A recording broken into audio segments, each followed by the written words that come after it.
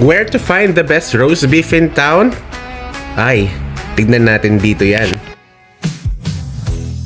Hey, what's up mga ka-freelancers? We work everywhere, kaya naman, we also eat everywhere.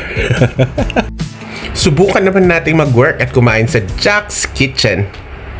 Siguro 1 minute away lang yan from SM Talabastagan. Maluwag din ang parking kaya swak na swak. Siguraduhin mo lang na dala mo ang Rosar Bastatin mo ha. Dahil kailangan ng maintenance, kaibigan. Kita mo naman yan, putok-batok halos kahit saan ka lumingon. Meron ding mga syempre, mga sushi, ganyan, kung ano-anong klase. Mga turones de may chocolate, ganyan. So may bringhe, merong ensaladang liempo, meron ding spaghetti, baked spaghetti, at meron ding pork asado, sarap yan. At meron ding fried chicken, pambato din nila yan. At ang binalik-balikan kong pako salad, at higit sa lahat ang kinilaw na tuna. Yan halos ang binalikan ko, napakasarap. Meron ding sweet and sour fish fillet, tapos meron ding grilled ginger squid.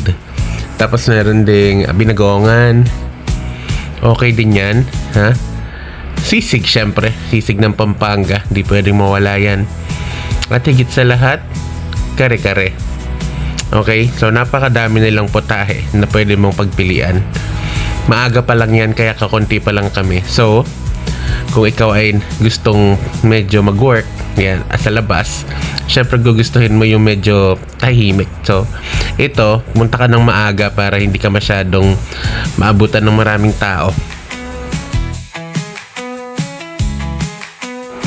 First come, first serve din sila ha. So, 11 a.m. to 2 p.m. ng lunch time nila, 599 yun. And then 5 p.m. to 9 p.m. dinner time naman, 699 po yun.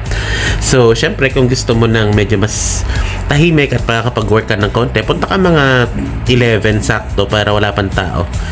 Diba? Syempre, ikaw ang unang-unang makakatikim. Ang top 5 ko na nagustuhan dito, number 1 syempre yung kinalaw na tuna, and then number 2 pako salad, asadong matwa, yung binagoongan at higit sa lahat roast beef and yung gravy sauce nila. Travel at free.